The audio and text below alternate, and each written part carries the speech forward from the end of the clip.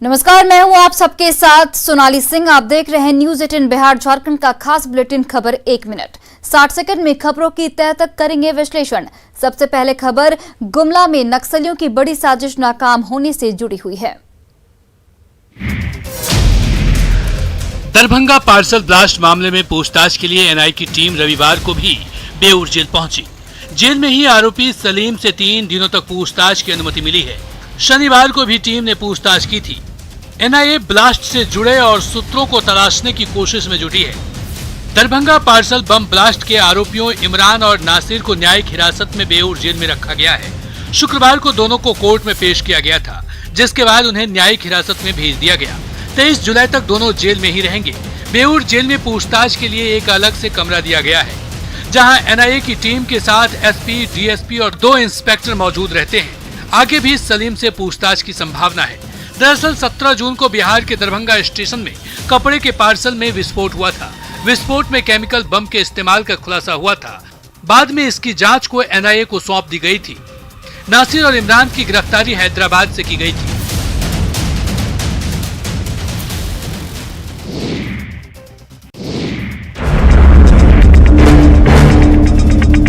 गुमला में नक्सलियों की एक बड़ी साजिश नाकाम कर दी गई। यहाँ कोचागनी केरागानी गांव के बीच जंगल में सुरक्षा बलों ने 3 आईडी बम बरामद किया, जिसे जंगल में ही डिफ्यूज कर दिया गया। तीनों बम भाकपा माओवादी के नक्सलियों ने पुलिस बल को नुकसान पहुंचाने के लिए जंगल में बिछा रखा था। जंगल में पुलिस, सीआरपीएफ, झारखंड जेगुआ और कोबरा बटालियन के जवानों का नक्सलियों के खिलाफ 5 दिनों से ऑपरेशन चक्रव्यूह जारी है। इसका मकसद ग्रामीण इलाकों में छिपे नक्सलियों को पकड़ना या फिर उन्हें मुठभेड़ में मार गिराना है। इस अभियान में डॉग स्क्वाड का भी साथ मिल रहा है और स्क्वाड में शामिल एक खोजी कुत्ते ने ही इस बम को खोजा। एसपी ने बताया कि नक्सलियों के खिलाफ ऑपरेशन जारी है। इस ऑपरेशन में अब तक 2 जवान शहीद हो चुके हैं, जबकि 3 दिन पहले लैंड माइंस विस्फोट में एक ग्रामीण की मौत हो गई थी, जबकि 15 लाख का खूंखार नक्सली बुद्धेश्वर उरांव मारा गया था।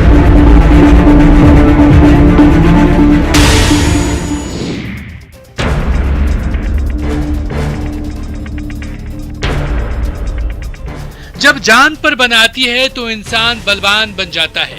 ये तस्वीरें इसकी तस्दीक करती है। मामला गया के बोधगया थाने का है, जहां दुबहल गांव में खेत में काम कर रही महिला और उसके पति की चचेरे ससुर और उसके बेटों ने हत्या की कोशिश की, लेकिन महिला सभी पर अकेले ही भारी पड़ गई। जान की परवाह किए बगैर महिला चचेरे ससुर और उसके बेटों के साथ भिड़ गई। हत्या की कोशिश के लिए पहुंचे शख्स को महिला ने खेत में ही पटक दिया और उसके हाथ से पिस्टल छीन ली। इस दौरान महिला के पति ने सबूत के तौर पर वीडियो बना लिया। महिला ने पिस्टल को बोधगया पुलिस के हवाले कर दिया है और वीडियो भी दिखाया, लेकिन उसके बाद भी पुलिस ने केस दर्ज नहीं किया। 4 घंटे तक थाना में बैठा कर रखा। सिटी एसपी के आदेश पर केस दर्ज किया गया। अरविंद कुमार आया, गोली लेकर आया, मारपीट अच्छी कर रहा था। हम पैर पकड़ के अच्छी कर दिए और छीन लिए। तो क्या बेटी ऐसे ही धक्के खाती रहेगी? 3 दिन से हम यहाँ भूखे प्यासे हैं, कोई नहीं। प्रशासन भी आया, यहाँ हर कोई आया, लेकिन वो ताला खोलने के तैयार नहीं है और न रखने के लिए हमको तैयार है। पीड़िता शादी के 7 महीने तक ससुराल में रही। बाद में ससुराल से निकाल दिए जाने के बाद मायके चली गई। बीच बीच में पंचायती भी हुई, बावजूद ससुराल वाले उसे रखने को तैयार नहीं है।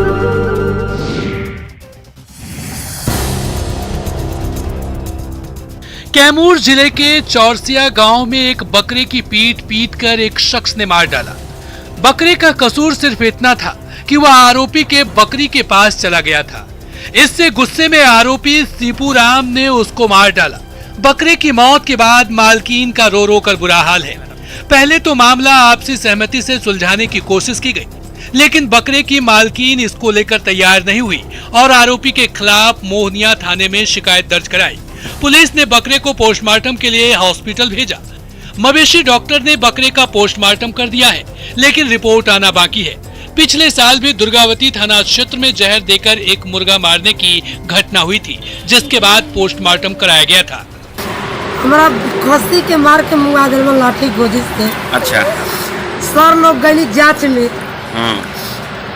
तो कहता नहीं कि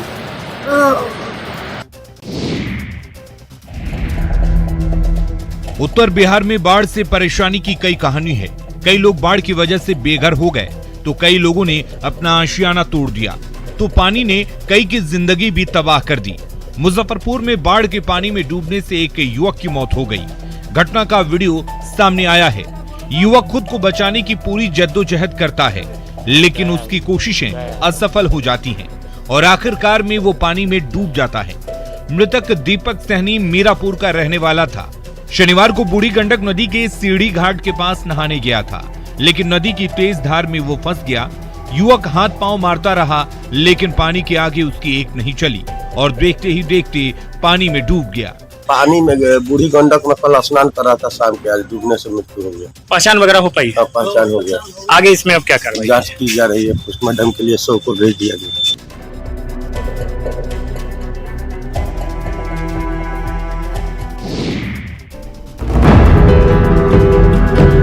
गंगा में बड़ी संख्या में प्राइवेट नाव का परिचालन होता है। बाढ़ के समय में दियारा इलाके के लोग पटना पहुंचते हैं, कोई दुर्घटना ना हो इसको देखते हुए प्रशासन ने ओवरलोडिंग पर रोक लगा रखी है। लेकिन पटना में प्रशासन लाख दावा कर ले कि गंगा में ओवरलोडिंग पर रोक लगा दी गई है, लेकिन हकीकत इससे अलग है, क्योंकि दियारा इलाके में अब तक नावों पर ओवरलोडिंग जारी है। ओवरलोडिंग के कारण यहाँ कभी भी कोई बड़ा हादसा हो सकता है। जेपी सेतु के पास गंगा की तस्वीर देखिए, आप सोचने पर मजबूर हो जाएंगे। गंगा में बढ़ते जलस्तर को देखते हुए नाव के परिचालन पर रोक लगाई गई है और ओवरलोडिंग नाव तो किसी कीमत पर नहीं चलने देना है। लेकिन हम आपको तस्वीर दिखा रहे हैं, दो तस्वीर देखिए। एक तस्वीर आप देखिए कि गंगा के इस तरफ जेपी सेतु की तरफ से दियर के इलाके में एक नाव जा रही है, ओवरलोडिंग है, जरूरत से ज्यादा लोग उस नाव में सवार हैं, लेकिन इस पर किसी की नजर नहीं पड़ रही है। पटना प्रशासन ने अगर जल्द ही ओवरलोडिंग पर कड़ाई नहीं किया तो किसी बड़े हादसे से इनकार नहीं किया जा सकता।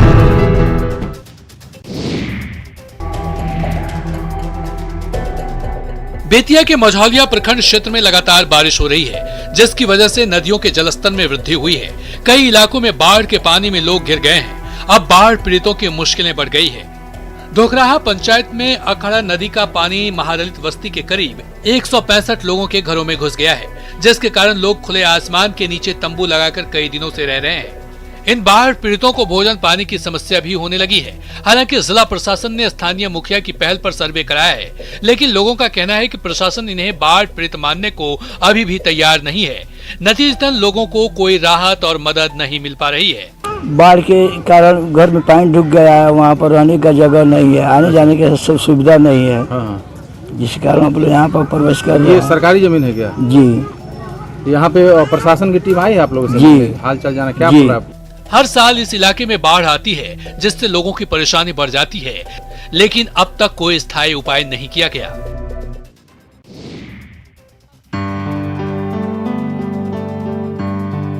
बाढ़ प्रभावित इलाकों में भोजन की दिक्कत है। ऐसे में सरकार की ओर से कम्युनिटी किचन चलाई जा रही है। मुजफ्फरपुर में बाढ़ पीड़ितों के लिए चलाए जा रहे कम्युनिटी किचन में एक टाइम के राशन की चोरी का मामला सामने आया है। मुसहरी इलाके के राजवाड़ा कम्युनिटी किचन का हमारी टीम ने जायजा लिया तो पता चला कि दिन के 1 बजे के बाद तक खाना बनना शुरू भी नहीं हुआ। जाहिर है तब तक लोग भूखे थे। बड़ी संख्या में बच्चे और महिलाएं किचन में खाना खाने आए थे, लेकिन वहां कुछ भी खाने के लिए नहीं था।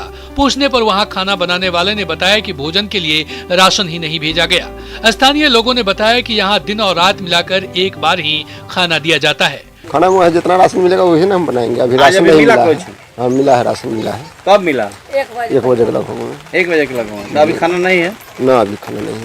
बाढ़ पीड़ितों की परेशानी कम हो, इसको लेकर सरकार काम कर रही है, लेकिन देखरेख और प्रबंधन के अभाव में पीड़ितों को मुश्किलों का सामना करना पड़ रहा है।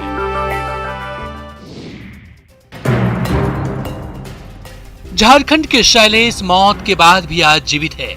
झारखंड के रहने वाले शैलेश हरिहर सिंह सूरत में ओएनजीसी में सुरक्षा गार्ड के पद पर कार्यरत थे। वे मूल रूप से झारखंड के रहने वाले थे। 9 जुलाई की दोपहर ड्यूटी से घर लौटने के दौरान एक गाड़ी ने उनकी बाइक में टक्कर मार दी थी, जिसके बाद बेहोश अवस्था में उन्हें अस्पताल ले जाया गया। 15 जुलाई को सीटी स्कैन में ब्रेन हेमरेज होने की पुष्टि हुई, जिसके बाद डॉक्टरों की टीम ने उन्हें ब्रेन डेड घोषित कर दिया। ऐसे में इस परिवार ने मुश्किल वक्त में बड़ा कदम उठाया और दूसरे युवक की जिंदगी बचाने के लिए उसका अंगदान करने का फैसला लिया, जिसके बाद एनजीओ की टीम ने परिवार को अंगदान के महत्व और पूरी प्रक्रिया के बारे में जानकारी दी। उसके बाद हार्ट ट्रांसप्लांट के जरिए ग्रीन कॉरिडोर बनाया गया, जिसमें 285 किलोमीटर की दूरी 80 मिनट में तय की गई। इसके बाद युवक का हार्ट ट्रांसप्लांट किया गया, जो सफल रहा और युवक की स्थिति ठीक है।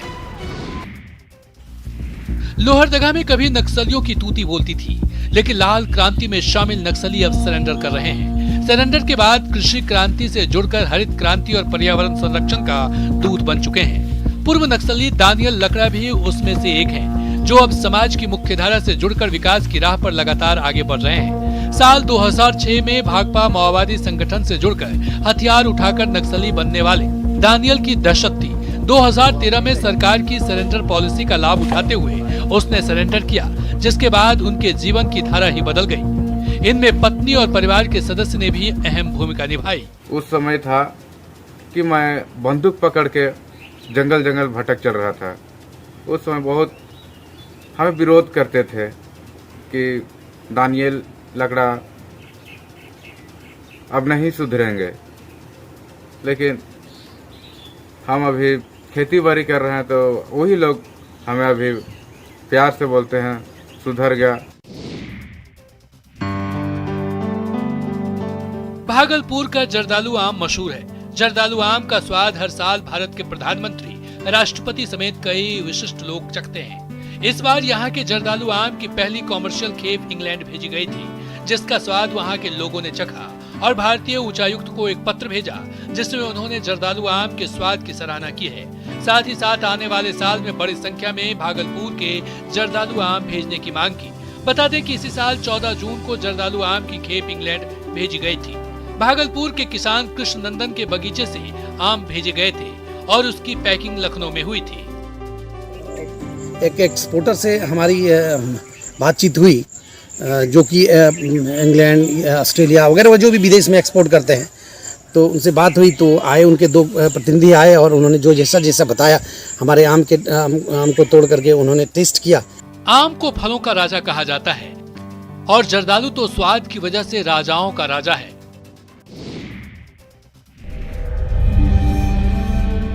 मुजफ्फरपुर के एसकेएमसीएच में एईएस के संदिग्ध लक्षण वाले 6 बच्चों को भर्ती कराया गया है।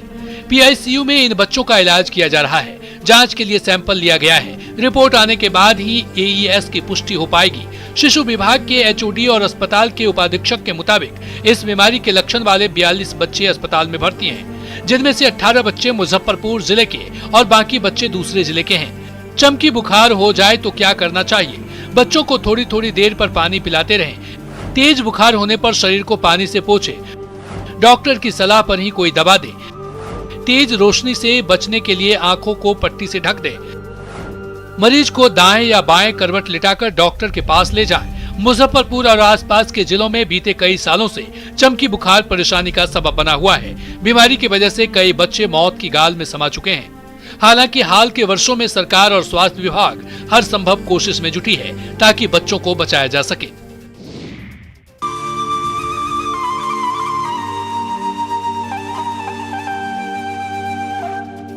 सिवान में एक अनोखी शादी हुई है।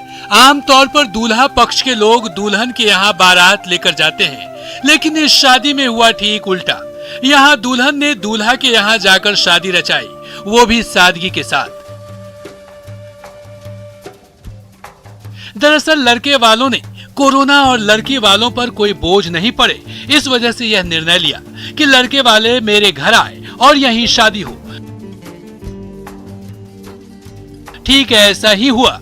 लड़के पक्ष के कुछ लोग लड़के के घर गए और वहां सादगी से दूल्हा दुल्हन की शादी की गई।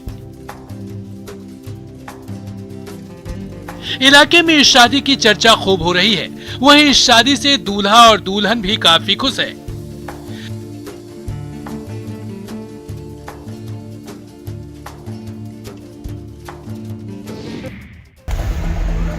कोरोना पर जारी स्वास्थ्य सुरक्षा सप्ताह में इंटर स्टेट बस सर्विस पर रोक है, लेकिन गढ़वा में सरकार की गाइडलाइंस का खुलेआम उल्लंघन होता दिखा। गढ़वा जिला 4 राज्यों उत्तर प्रदेश, छत्तीसगढ़, मध्य प्रदेश और बिहार की सीमा पर बसा है। यहाँ सैकड़ों बसें हर दिन दूसरे राज्यों से आती है, जबकि केवल राज्य में ही बसों के आने जाने की मंजूरी दी गई है। लेकिन सरकार के आदेश को बस संचालक तरजीह नहीं दे रहे हैं। दूसरे राज्यों से बेधड़क बस आने से कोरोना संक्रमण का भी खतरा मंडराता दिख रहा है। न्यूज 18 की टीम ने जब इस मामले की पड़ताल की तो बस चालक बस को ठीक करवाने के लिए लाने की बात कहते दिखे। गाड़ी काम कराने आया है, गढ़वा काम करा के जा रही है, लाइन में नहीं है। लाइन में नहीं है? नहीं। तो कब से चला रहे इसको? आज ही किया है, काम कराने के लिए काम कराया और जा रही है। इधर मामले की जानकारी दिए जाने के बाद डीटीओ ने दूसरे राज्यों से आने वाले बसों पर कार्रवाई का भरोसा दिया।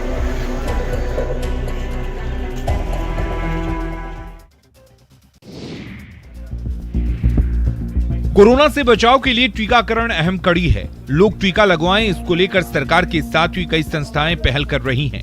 नालंदा जिले के बिहार शरीफ अनुमंडल क्षेत्र में दीप नगर स्थित वास्तु बिहार में भी कुछ ऐसा ही दिखा, जहां पूर्व विधायक रवि ज्योति की तरफ से टीकाकरण अभियान की शुरुआत की गई। इस टीकाकरण अभियान में अनमोल जीवन बचाने को लेकर वैक्सीनेशन कराया गया। साथ ही साथ एक पौधारोपण का भी संदेश दिया गया। जो भी लोग टीका लगवा रहे हैं उन्हें पौधा देकर पर्यावरण को बचाने का संदेश दिया जा रहा है। इसके साथ ही मास्क, सैनिटाइजर का भी वितरण किया गया। हम लोग पर्यावरण को बचाने के लिए वृक्षारोपण का भी हम लोग जागरूकता चला रहे हैं और जो आदमी वैक्सीनेशन ले रहे हैं उनको हम लोग एक वृक्ष भी दे रहे हैं और इसके साथ साथ ये भी इंस्ट्रक्शन दे रहे हैं कि वृक्ष को ये संरक्षित रखें।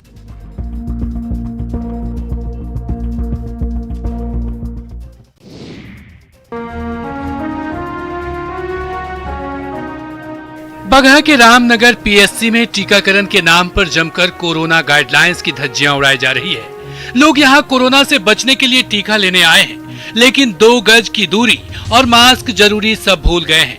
यहां की तस्वीर देखकर तो आ बैल मुझे मार वाली कहावत चरितार्थ हो रही है। वहीं इस भीड़ के आगे अस्पताल प्रशासन भी मूक दर्शक बना हुआ है। कोरोना से लड़ाई बिना टीके से जीती नहीं जा सकती, लेकिन ये भीड़ कहीं कोरोना को रोकने के बजाय और ज्यादा बढ़ा न दे। इसलिए जब तक कोरोना पूरी तरह खत्म नहीं हो जाता तब तक ना तो मास्क हटाइए और ना ही सोशल डिस्टेंसिंग से मुंह मोड़िए।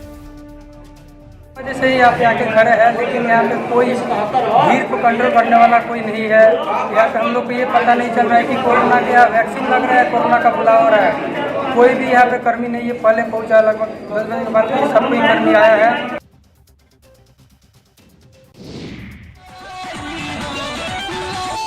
कोरोना की वजह से बिहार सरकार ने कई गाइडलाइंस जारी किए हैं, लेकिन लोग हैं कि अपनी जान की परवाह नहीं करते। गोपालगंज से भी ऐसी ही तस्वीर आई है।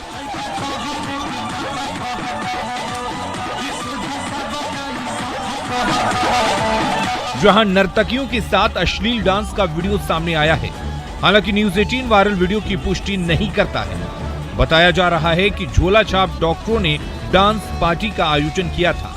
विजयपुर के नौतन मोड़ की ये तस्वीरें हैं, जहां चिकित्सक राम प्यारे साहू की पार्टी में नशे में धुत होकर लोग अश्लील हरकतों के साथ डांस कर रहे हैं। तस्वीरों में आप देख सकते हैं कि कैसे ये लोग डांस कर रहे हैं। इन लोगों को न कानून का खौफ है, न ही कोरोना का। कानून तो तोड़ा ही, साथ ही साथ कोविड गाइडलाइंस की धज्जियां भी जमकर उड़ाई।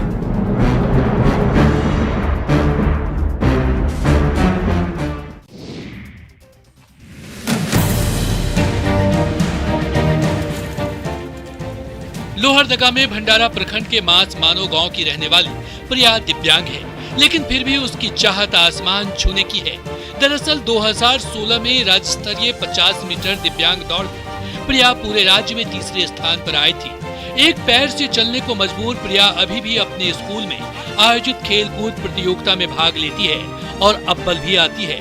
वहीं जज्बा ऐसा कि एक पैर से ही वो साइकिल चलाती है, पेड़ पर चढ़ती है और गांव में दोस्तों के साथ हर तरह की खेल गतिविधि में भाग लेती है।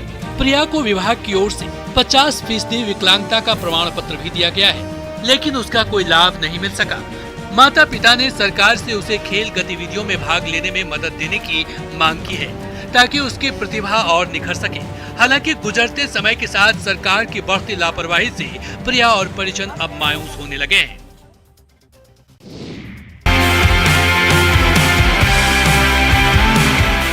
ईशान किशन ने श्रीलंका के साथ पहले वनडे में अपने 1 दिवसीय अंतर्राष्ट्रीय क्रिकेट का आगाज किया है।